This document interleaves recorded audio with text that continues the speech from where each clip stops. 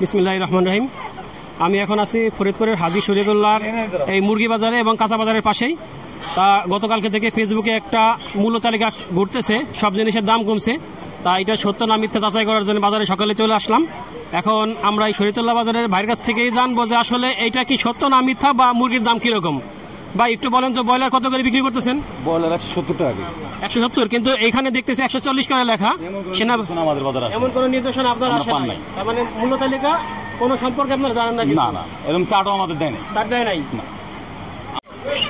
মোহাম্মদ আলী ভাই, এই একটা ফেসবুকে দেখতেছি 140 টাকা ব্রয়লারের কেজি। হ্যাঁ, তাই এই সম্পর্কে আপনি কি বলেন? আপনারা কত করে বিক্রি করতেছেন? আমাদের ব্রয়লার দাম ধরছে আজকে আমাদের যে মালিক 55 টাকা, 155 টাকা ব্রয়লার ধরছে, আমরা 170 করে বিক্রি করতেছি। সোনালী ধরছে আপনি 240 টাকা, আমরা 260 টাকা বিক্রি করতেছি। লেয়ার মুরগি ধরছে 310 টাকা, আমরা 330 টাকা 20 টাকা করে বেচতেছি। তার মানে যে ফেসবুকের যে মূল্য তালিকা এর কোনো ভিত্তি নাই? না, এর কোনো ভিত্তি নাই। আপনারা রসিদ চাইলে আমরা রসিদ ঢাকায় দিতে পারবো আপনাদের। আসছে এই দেশি মুরগি বিক্রি করতেছে, চাটি আছে 400। এখন এই ভাই কত করে বিক্রি করতেছি শুনি? আমাদের কিনা হলো 430 টাকা কেজি, বেচতেছি হলো 450-60।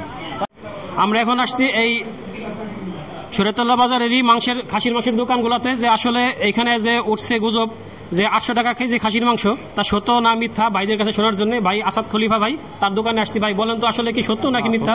1000 টাকা কেজি খাসি, ছাগল হলো 850 টাকা। ছাগল 850 টাকা?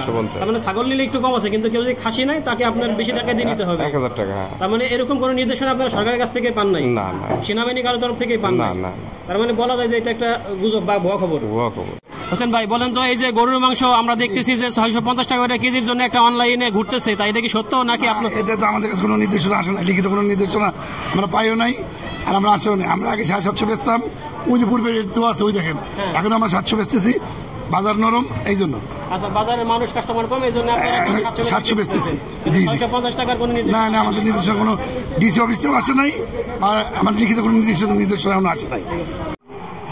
আমরা এখন আসছি এই শরীয়তুল্লাহ বাজারেরই একজন পাইকারি বিক্রেতার সাথে কথা বলার জন্য, যে আসলে তারা কত করে খুচরা বিক্রি করতেছেন, যার জন্য খুচরা বিক্রেতারা দাম কমাতে পারতেছেন না।